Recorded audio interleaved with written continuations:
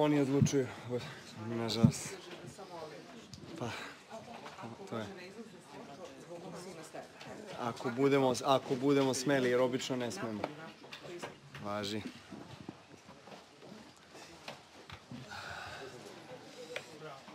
Hvala. Okay. Ready to go. We will start with questions in English, please.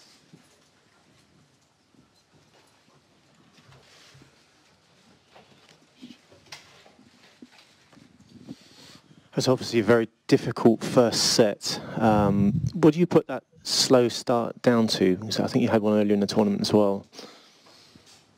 I just didn't start off the blocks the way I wanted, and you know, he started very solid, not making errors and just spinning the ball well, getting a lot of balls back, and you know, a lot of breaks, re-breaks in the first set.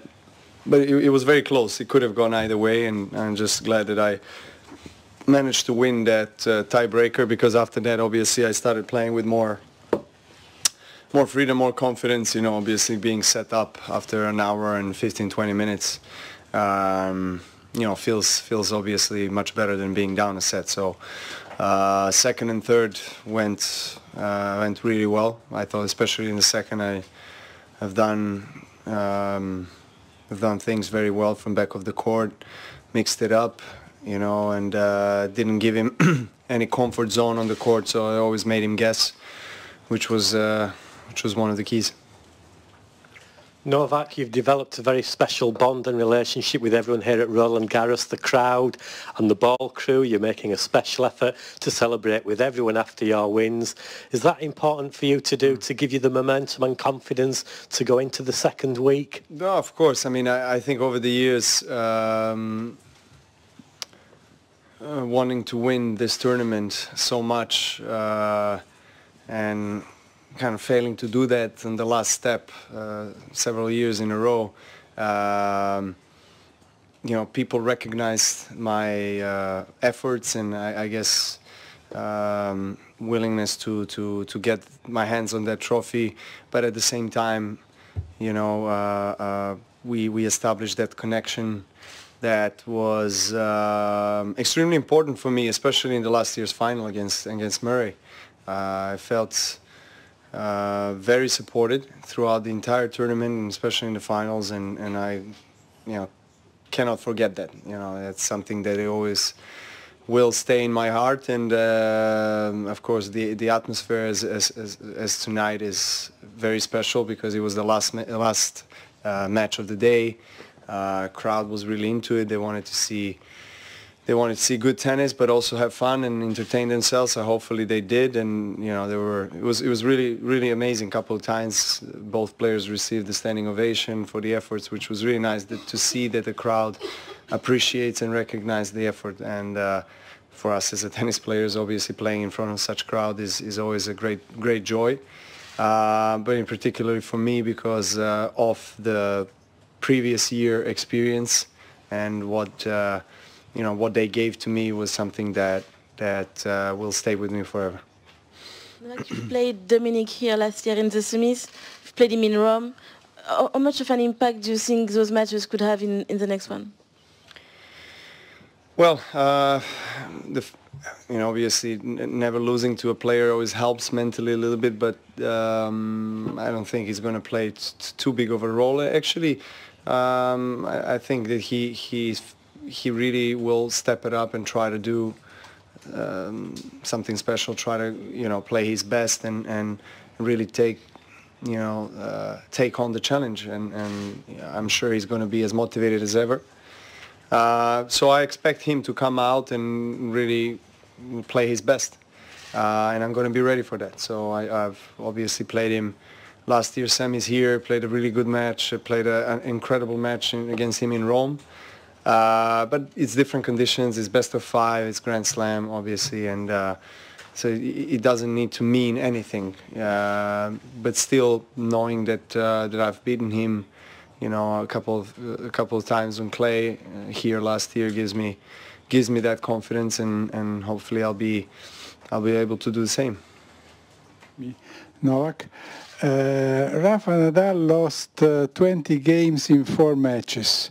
5 games per match, 1.6666 per game, per set. But apart from that, he got a warning today for time violation. And I'd like to know your point of view about this, because he says if I play 20 rallies, it's not fair that I have only 20 seconds to regroup and start. Are you in favor of the clock? Would you put a clock? Would you put a clock depending on how many rallies there were? No. What do you want to do to solve this problem? Because you also have sometimes... Yeah, I mean, look, I've spoken about this before, and I'm aware that I'm also one of the players that is on the radar because of my ball bouncing, because of my certain routines that I'm late, you know, in certain times of the match. And I accept when I get the warning, but when I get the previous kind of pre-warning, kind of a gentleman's gesture from chair umpire where he says, well, you have to speed it up a little bit because you don't know whether you are late or not. So sometimes that happens. If they give me that pre-warning and then they give me an official warning, I will never say a word. Although it's at times a bit frustrating when the chair umpire maybe doesn't recognize the circumstances that you're in, because sometimes it doesn't depend on you. It depends on how quick the towel comes, you know, maybe a ball kid drops a ball, you lose a few seconds here and there, and all of a sudden you're under pressure because you have your own routines when you come to the line. Nadal as well, we all know that. So, you know, sometimes I feel like we should all have an understanding and toleration for certain situations, but rules are there to be respected. I have nothing to say against that, which is fine. It's same for all the players. But you know, I think we're all participating in the match. Even chair umpires that are not running left and right, but they still know tennis very well. So, you know, most of them they're good. You know, they're fine. So I mean, a couple of times it happens where you know, in the midst of the fight you get a warning, and then you feel like it's too early in the match, or it was just after one rally. There was only one single time that you went over the clock, which I don't think is fair, and that happens as well. It's like one time you go over and then right away they give you a warning. So that's something as well. But you know, we all people, we all, you know, make mistakes and judgments that we think they are best in that moment. Novak, I'm sure you've heard about the attacks in London. Do you have any worries about your safety or your family's safety preparing to come to London in a few weeks? To be honest, when I heard about it today, I obviously was, you know, upset as everyone, and it's very disturbing that one of the biggest cities in the world, the most important cities in the world, is, you know, in some of the most popular locations in the town suffering these terrorist attacks. And so of course it you know, makes you wonder a little bit, you know, makes you question certain things, but I didn't get to that thought of, oh, should I go or should I not go to London with myself, my family. I really, because it can happen anywhere. I mean, if it happens in London, it happens in Paris, Nice. It can really happen anywhere. So I mean, if we live in fear, you know, that's not life. That's, you know, I also believe that you kind of attract, you know, certain things that when you are, you know, living under stress and fear of everything. So I you know, if it's a destiny for you to, you know, be somewhere in some place in the wrong time, I mean, it can happen to all of us. So you know, God forbid, but everything will progress the same in terms of my plans for Wimbledon, and you know, I'll try to go there with family, and you know, of course, be conscious. I think it's always about being conscious of what time of the day or night you go, where do you go, you know, but you know, it's very unpredictable. Last one, English.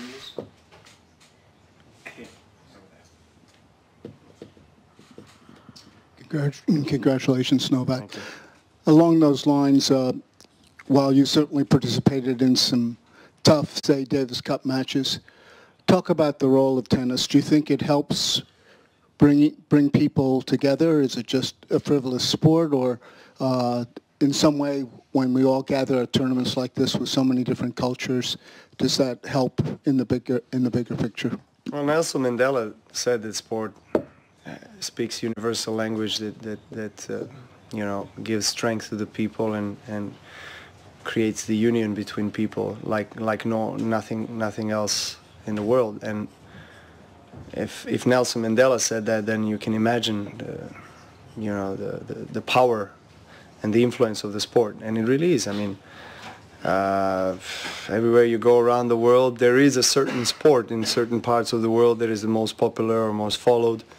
And you see how passionate people get about that sport, and really does represent, the athletes in general represent a lot of those true values that people can relate to. So that's why I think people just generally identify themselves with the athletes and with the sacrifice, with, you know, with the fair play, with the team spirit, and those kind of values, and never give up type of mindset, and you know, working ethics, and you know, integrity and so forth. So I mean, of course, you know, we are all competitors, but in the end of the day, firstly, we are human beings. So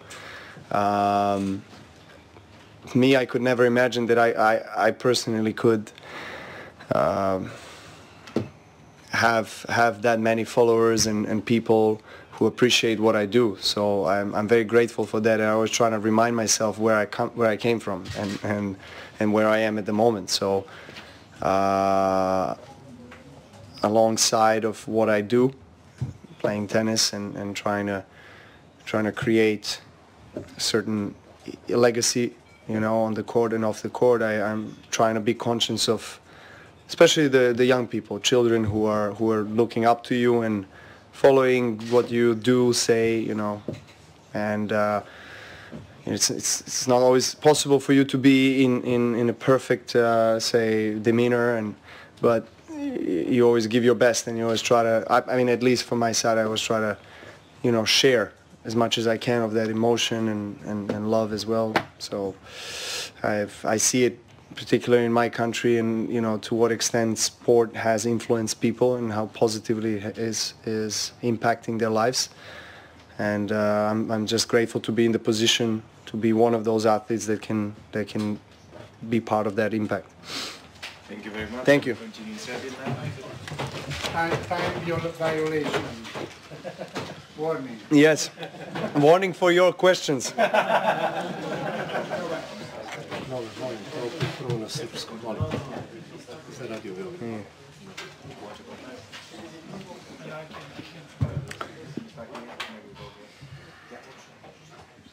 Početak. Sam te zamolio, prvo na srpskom, o večerašnjem meču i o sljedećem protivniku tima. Početak nije bio baš sjajan, prvih nekoliko gemova, možda dosta neiziđenih grešaka, on je onako poprilično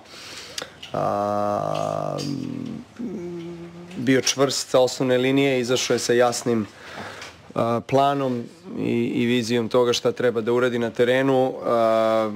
Prvi set, vidjeli ste, trajao preko sat vremena, jako tesno je tu, 7-5 u taj breaku sam uspeo da dobijem, i to je na neki način prevagnulo kompletno ceo težište meča na moju stranu, jer očigledno da nakon tako dugog prvog seta, kada ga dobijete, imate neki polet koji sam ja osjetio i pokušao da iskoristim, što se vidjelo u drugom setu, koji je bio definitivno najsvetlija tačka današnjeg izdanja. Drugi i treći set su protekli onako kako sam i zamislio, kako sam poželeo, tako da to je ohrabrujuće, definitivno, ali sigurno da uvek može bolje. I ja sam sebi najveći uvek kritičar i trudit ću se da u sutrašnjem danu poradim na određenim elementima igre kako bi već protiv tima u četvrtfinalu preko sutra uspeo da nametnem svoj neki ritam igre i od početka, jer će on, siguran sam, biti izuzetno motivisan da krene meč agresivno, da zabeleži tu prvu pobedu protiv mene na ovako velikom turniru, u bitnom meču. Ja ću očekivati njegovu najbolju igru. Poznajem njegovu igru, poznajem njegov kvalitet, znam šta je sposoban da uradi na terenu, pogotovo na ovoj podlozi koja mu je omiljena, tako da veliki respekt. S druge strane, opet, svestan sam da i sad sve te pobjede koje sam imao protiv njega, pogotovo ova najsvežija u Rimu, će mi poslužiti kao možda određena psihološka prednost koju ću pokušati da iskoristim. Hvala. Ti mi je rekao u Rimu da mu ne odgovara uopšte tvoja igra. Šta je to što u tvojoj igri što njemu toliko ne odgovara? Ne znam šta je, ali nadam se da mu ništa neće odgovarati za 2 dana i dalje će to ostati tako. Pa, mislim, on je igrač koji voli da stvori prostor i vreme da izvede udarce. I ja se trudim da protiv takvih igrača budem, da kažem, što agresivniji, naravno sa preciznom agresivnošću, i da mu oduzmem to vreme. I da ga na neki način izbacim iz ritma i da mu ne dozvolim da uđe u neku svoju komfortnu zonu, pogotovo u tom back-end uglu, jer on odatle dosta dobro plasira lopte iz back-enda i iz forehenda. Tako da, mislim, svestan sam šta trebam da uradim, lakše je reći nego izvesti, naravno, ali uradio sam to i pre, zašto ne bi opet. A da li u pripremi za neki meč sa igračima koje redovno pobeđuješ, analizirate šta bi on mogao da promeni? Jer ako igra isto, dobit ćeš ga sigurno, znači mora nešto da menja. Da, naravno, mislim, razmišljate, ali moja, da kažem, pažnja, koncentracija je najviše usmerena na moju igru i na to što ja trebam da uradim više nego na protivnika. Naravno, imam svoju pripremu, kao i obično, i video analize svog protivnika o kojima diskutujem sa svojim timom, ali sa druge strane uglavnom je veći deo energije usmeren ka tome šta trebam ja da uradim, jer znam kada sam na svom vrhuncu da stvarno mogu da pobedim bilo koga, i to sam dokazao ranije i tu se tražim, tako da kažem, i kada pronađem tu igru, a imao sam je u sadašnjem delu turnira u nekoliko navrata danas u tom drugom i trećem setu, svestan sam da onda stvarno mogu da izazovem bilo koga i da ga pobedim, tako da neće se u tom pogledu mnogo toga promeniti. Last one. Iz kola u kolo taj krokodil je sve veći. Gde će ti stane za finale, mislim? Gde ćeš sa njim? Da, ovo je najveći mogući. Dobio sam neke polo njihove karakteristične majice i sam izabrao danas onako jer je poprilično gladan krokodil, tako barem izgleda, i simboliše takođe moju glad za pobjedama na ovom turniru. Apropo toga, da li se osjećaš da si, ono što se kaže, u zoni komfora, i s obzirom na tvoju prošlogodišnju pobjedu i ceo vibe sada koji te okružuje, da li se osjećaš više kod kuće u Parizu sada nego ikad sada? Apsolutno. Evo, današnja atmosfera je i to potvrdila. Nisam stvarno očekivao da će mi stadion skandirati ime večeras, i opet su me iznenadili prijatno. Prošle godine su mi priredili nešto što je nezaboravno. Između ostalog, igrali su izuzetno bitnu ulogu u finalu. Veliku podršku tokom celog turnira su mi pružali, jer su toliko, na neki način ja sam barem osetio da oni isto žele da ja osvojim taj turnir nakon toliko pokušaja i 3 izgubljena finala. Eto, uspeo sam u tome prošle godine i oni su definitivno zaslužni isto za to, tako da podrška publike je uvek dobrodošla i uvek je neophodna, pogotovo na velikim turnirima, na velikim mečevima. Naravno da je potpuno drugačija energija i tako da kažem, iskustvo, doživljaj kada imate iza sebe stadion ili protiv. Tako da to je to je prosto nesumnjivo da želim da ih imam na svojoj strani i za sada ih imam i mislim ne samo zato što želim da pobeđujem, nego prosto ostvarili smo tu neku konekciju koja prevazilazi sam tenis i to im nikad neću zaboraviti. Hvala.